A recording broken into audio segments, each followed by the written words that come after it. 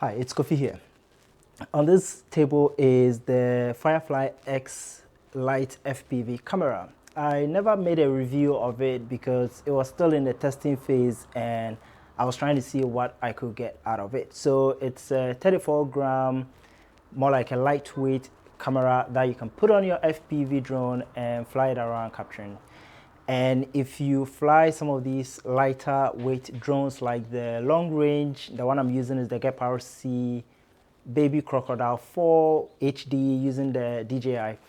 You want a camera that is as light as possible that you can put on the quad and be able to get a bit more range and also get a bit more flexibility when you're flying so that the camera doesn't weigh you down. When you look at the GoPro, they are relatively heavy, and so something like this is lightweight. But it crashed, a part of it broke, and I got a replacement for it.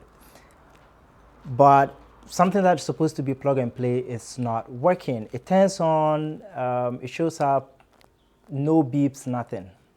And I have no idea. I've tried contacting the place I bought the Wi-Fi model from, but no response to date. This is one of the FPV cameras that got damaged.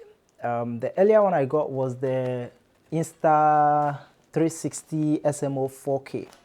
That one too, I plugged it in for the first time, it went up in smoke, and that was about it.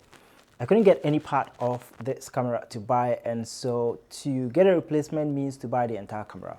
Fortunately for me, the Firefly X has this accessories approach where you can get the camera, you can get the Wi-Fi module, you can get the covers or whatnot. All of them, you can get them independently, but now plugging that into doesn't work.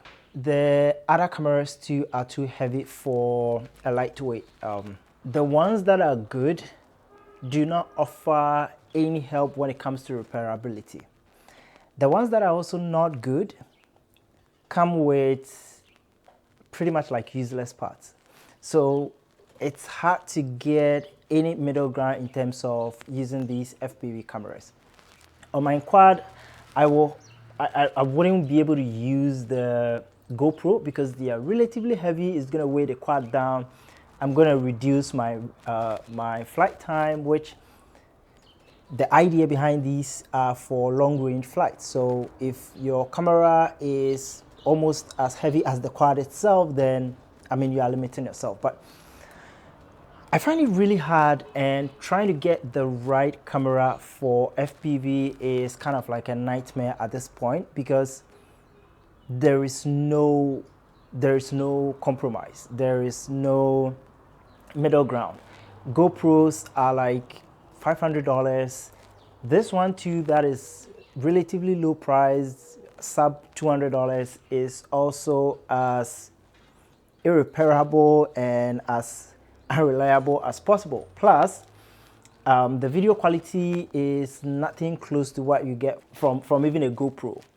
Unfortunately, DJI also brought in their action camera 2, and that was also as useless as you could imagine, with the internal memory being 32 gig, you not being able to copy content from it without attaching an extra, like it's a whole mess.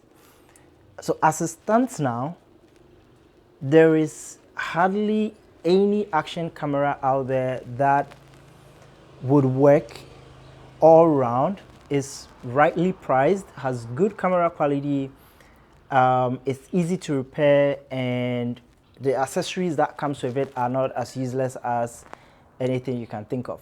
At this point in time, I'm not really sure what the next steps are, and it's kind of weird being in a situation where even getting these parts take about a month before you can get it, and there's no guarantee it's going to come in good condition.